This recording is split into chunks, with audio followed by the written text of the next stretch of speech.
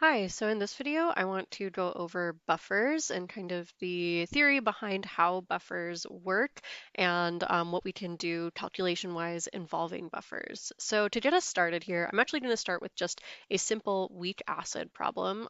Here I have a solution of acetic acid, which has a Ka constant of 1.8 times 10 to the minus 5. Now what I want you to do is to calculate the pH of a 1.00 molar acetic acid solution, right, just using that Ka. So this should be mostly just review for weak acids, but go ahead and pause, work through this, and then we'll go over the pH in just a moment. Okay, so hopefully this should be pretty familiar, having gone over weak acid equilibria and everything.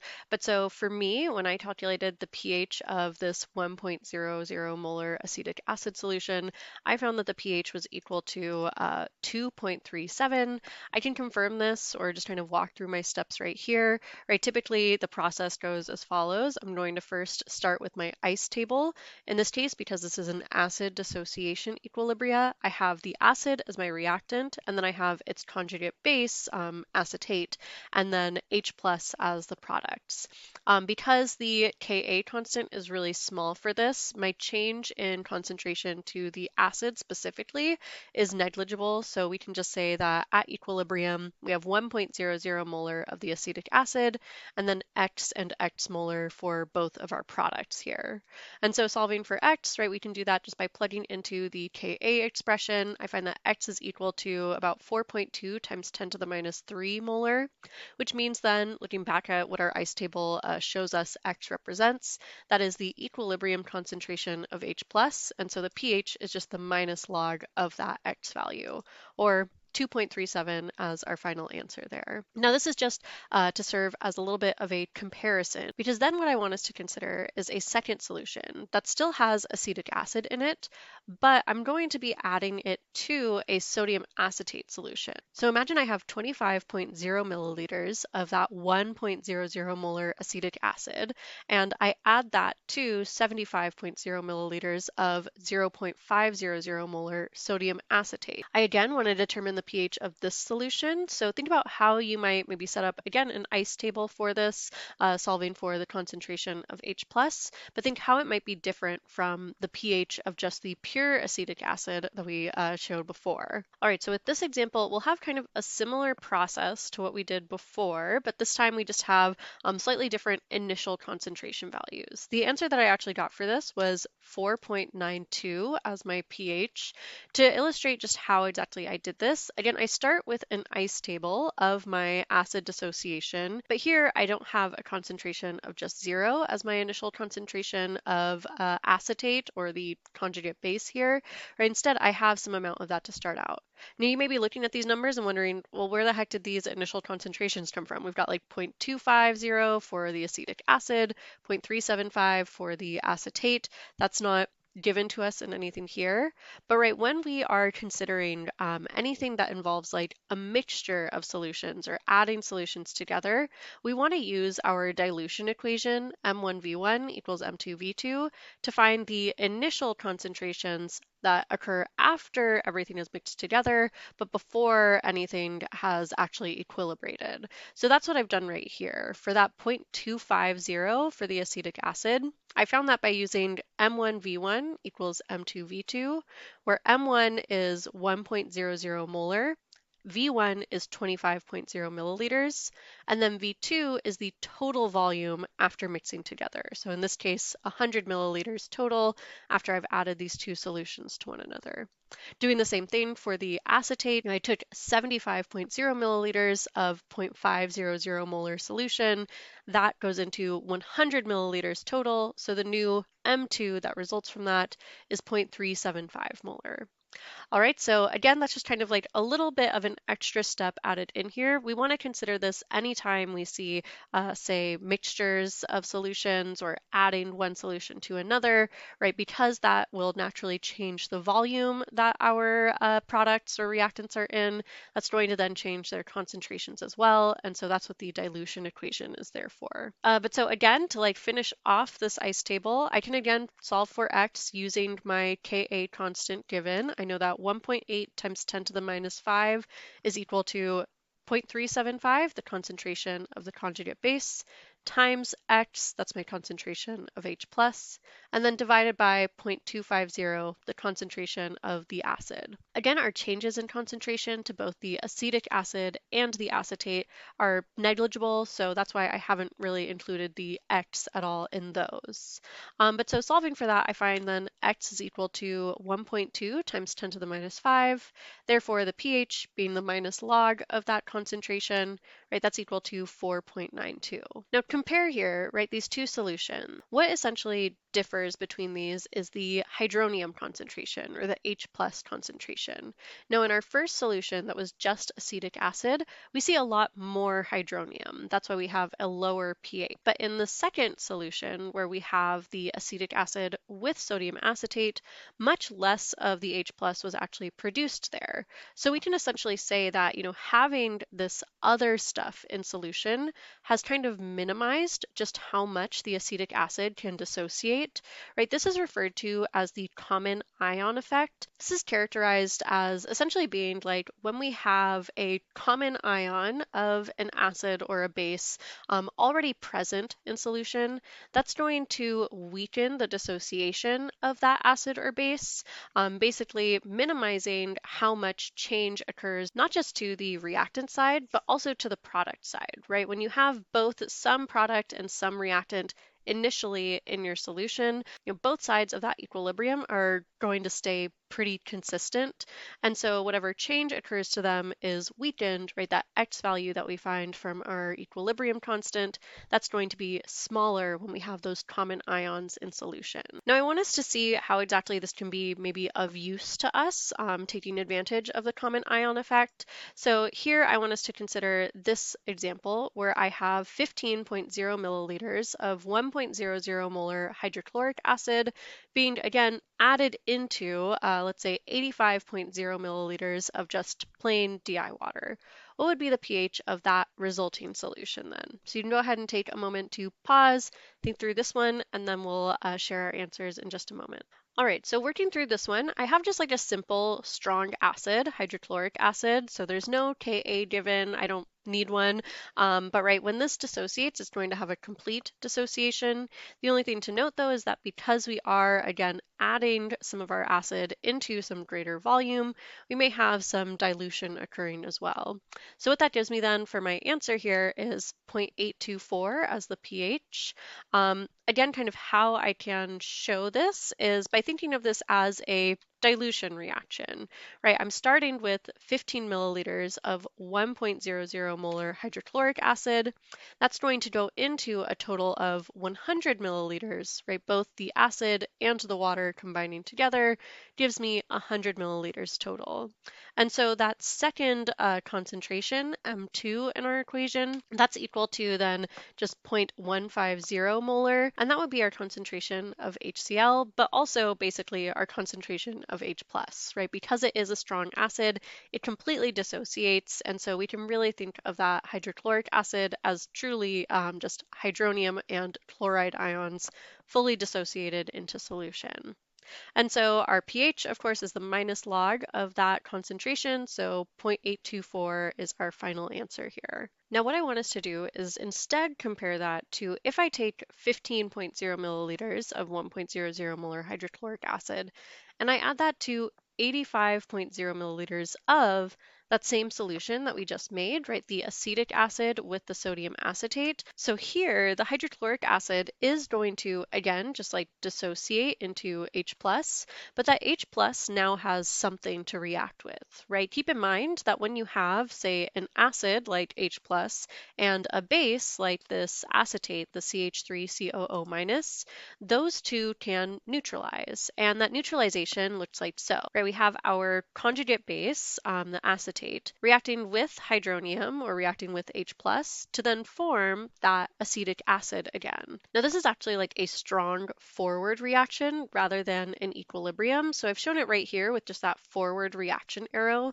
This is true for all neutralization. The neutralization of like a strong acid with a weak base or a strong base with a weak acid, right? Those are going to be complete forward reactions. And so rather than like a ice table or an equilibrium, right, right? Instead, what we're going to think of this as is basically just like a limiting reactant problem. Again, kind of how I like to sort out my limiting reactant problems is through a reaction table.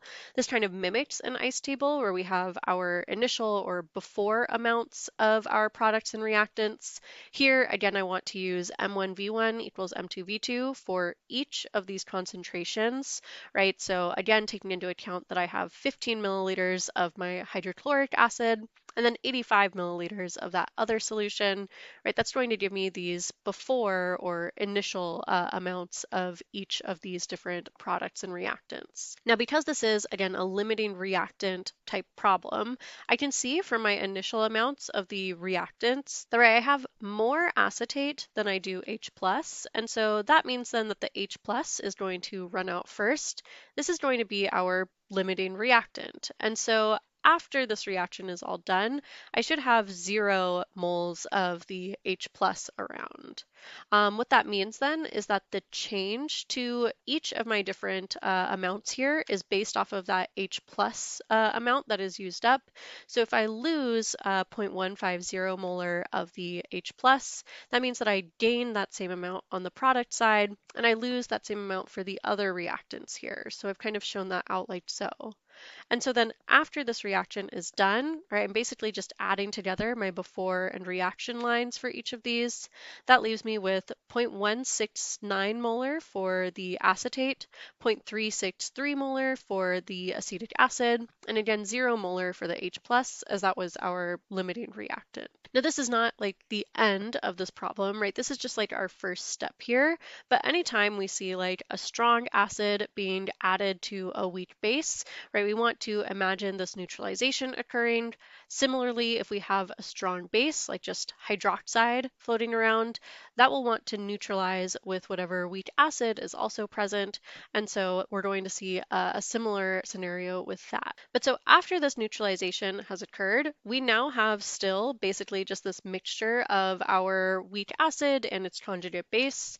And so how we're going to follow that up then is with an equilibrium. So we allow whatever is left over to equilibrate, and that should give us then our final amount of H+ and thus our pH. So go ahead and think through, from the previous end amounts or the after amounts from our reaction table, how will that look in the equilibrium here? And then what would be our final H+ concentration, thus our pH of the solution? All right, so working through this one, again, taking what we finished off with our neutralization, we can find that the pH of this solution after it's done equilibrating is equal to 4.14.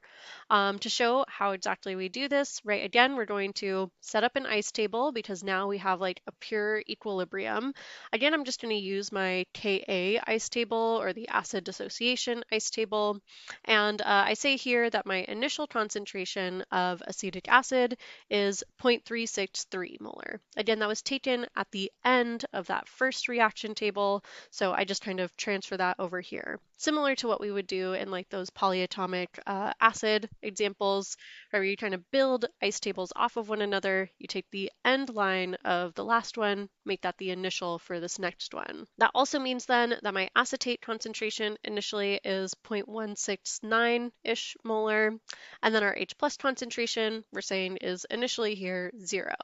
So we can go ahead and solve for x, again using that same Ka constant that we had before, 1.8 times 10 to the minus 5. That gives us then x equal to 3.9 times 10 to the minus 5, and thus a pH of 4.41. So again, here we can compare this solution that we started off with of just hydrochloric acid added to plain water versus hydrochloric acid added to this solution of acetic acid and sodium acetate. And we see a big difference in the pH of these two solutions, right? We know that water starts off neutral as 7 for its pH, and now after just these 15 milliliters of acid have been added to it, it drops down super low to 0.824. Versus this mixture that we had made before. In a previous slide, we found that its pH was like 4.9 to start. Now with these 15 milliliters of acid, the pH does drop, but not by as much as just the pure water did. So this is, again, like kind of a benefit of the common ion effect. It allows for a solution that does have those common ions to buffer themselves from changes in pH. This makes then that solution, that is that mixture of, say, a weak acid and its conjugate base, right? That's referred to as a buffer solution. Basically, anytime you have, say, a mixture of a conjugate acid-base pair for a weak acid or a weak base, right? That's going to provide then ions that can neutralize, say, a strong acid coming into contact with it, or in the same way it can neutralize a strong base as well. So we can take another look at an example right here. Here I want us to find the pH of a mixture when I take 15.0 milliliters of 1.00 molar sodium hydroxide and I add that to 85.0 milliliters of a solution that is, again, that same solution from before, 0.250 molar acetic acid and 0.375 molar of the sodium acetate. You'll go ahead and take a moment to work through this. I will say, like, the first thing that you want to handle here is that strong neutralization step. In this case, we have a neutralization of a strong base. So what is the base going to react with? Is it going to react with the acetic acid, or is it going to react with the sodium acetate, right? Handle that neutralization first, and then you can let the equilibrium step kind of follow with that. But so pause, take a few minutes to write out, again, like maybe 2 ice tables or like a reaction table, then an ice table, and then you can unpause when you're done. All right, so this should take probably a few minutes, right? Because we have to work through quite a few different pieces of this. But what I found after handling both the neutralization and the equilibration of this entire mixing process, I found that the pH of the resulting mixture is going to be 5.62. To show this, right, again, kind of the steps that will follow is first handling the strong, complete neutralization. Again, that's like a limiting reactant type problem. In this case, we have the neutralization of the sodium hydroxide, or just the OH minus coming from that, reacting with the acetic acid, right? So it makes sense that if we have a strong base present, it's going to react with the acid of our buffer solution, right? So the acetic acid gets neutralized by the hydroxide, and then that will just produce then for us more of the conjugate base, more of the acetate.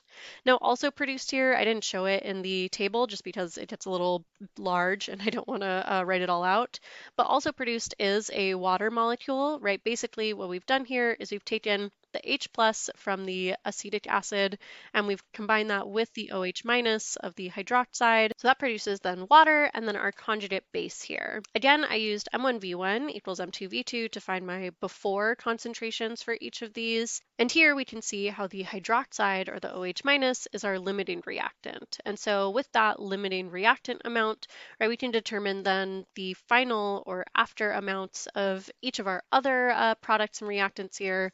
I have like 0.063 molar for the acetic acid and 0.469 molar for the acetate. After this neutralization is done, what I then need to do is let this equilibrate. So I have here my ice table for the, again, acid dissociation equilibria.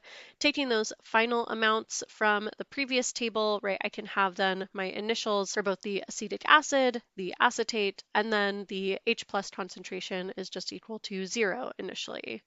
That means then that after this has all equilibrated out, the change variable for this ice table is equal to 2.4 times 10 to the minus 6.